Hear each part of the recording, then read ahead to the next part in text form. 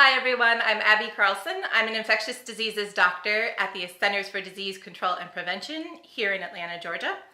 We are continuing our infection control series, our Inside Infection Control video series today from Project First Line, and we're going to talk more about viruses, specifically how viruses make us sick.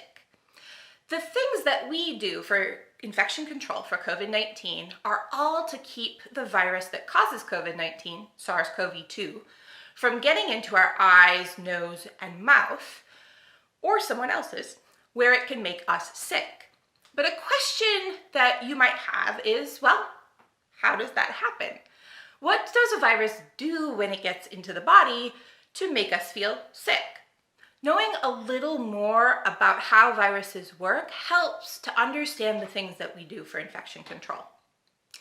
We talked in another earlier episode about the parts of a virus. If you haven't seen that episode yet, please do go check it out when you're done here. But today we're going to talk about how viruses are able to use cells in living things, including people, to make more copies of themselves, to spread within the body, and to move from person to person. So our bodies have billions of cells. They are like microscopic building blocks. Our cells are very different from viruses, but they do have some things in common.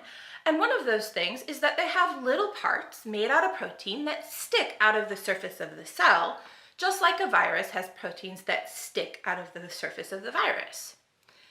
And some of those little parts that stick on the outside of the cell, they work like a lock on a door. If you have a key to that lock, you can get into the cell. If you don't have a key, you can't get in. But viruses that can make us sick have found a way to make a false key, a little part that sticks out from the surface of the virus that will fit into a lock on at least one type of our cells. It's not an exact match, but it's close enough that the virus can hack in and invade that type of cell.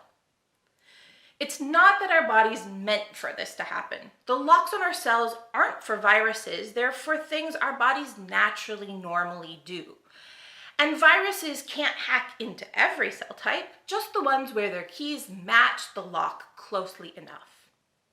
But when a virus can get inside, it hijacks the machinery of the cell and uses it to make more copies of itself, including more copies of that false key.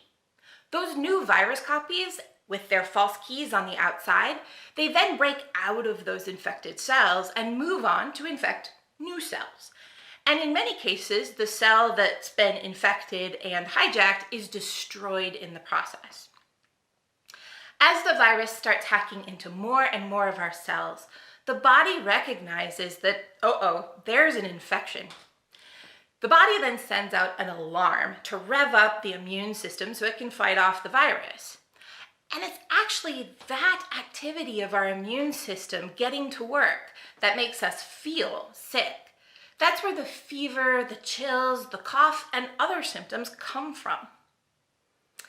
Now, there are times when the immune system is fighting a virus, but a person doesn't feel sick.